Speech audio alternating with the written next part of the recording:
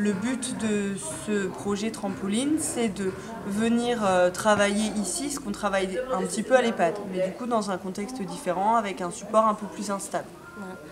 En fait, les exercices qu'on a fait, c'est des exercices qu'on fait déjà à l'EHPAD. Là, on rajoute du coup la difficulté du trampoline, d'être aussi à l'extérieur dans un endroit qu'ils ne connaissent pas. Et d'être sur un trampoline, donc sur un support, comme on a vu, qui est mou, qui bouge. Donc ça rajoute des difficultés. Qui fait peur, mais effectivement, cette peur, on peut l'avoir au quotidien. Alors pas à cause du trampoline, mais à cause d'un sol qui peut être glissant, d'un obstacle sur le chemin. Voilà, donc l'appréhension, elle peut arriver.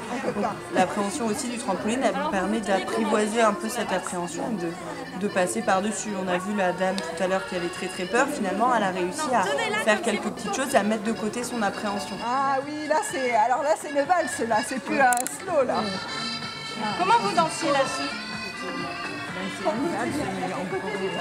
Le but, c'est pas non plus de les mettre en difficulté ici. On n'aura pas forcément proposé parce qu'on savait que ça allait plus les mettre en difficulté, en échec, et c'est pas le but. Le but, c'est qu'ils repartent en ayant passé un bon moment et que ça apporte des bénéfices. L'idée de départ, c'était vraiment la dame qui avait parlé du jet ski, c'est vraiment quelque chose qui la bottait.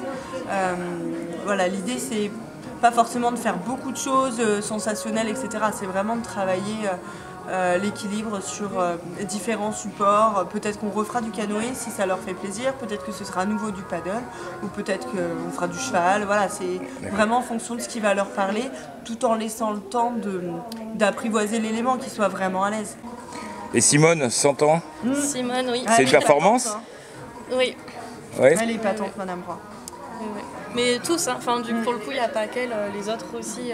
Quand on voit les évolutions qu'ils ont fait d'atelier en atelier, c'est même nous, je pense, au niveau professionnel, même humainement, ils nous montrent des belles choses. Ouais. C'est chouette. Enfin, voilà, ça nous fait plaisir. Regarde-moi ça, ma Simone, un peu sur un trampoline à 100 ans.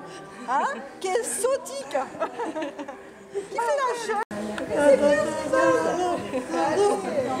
C'est bien ça.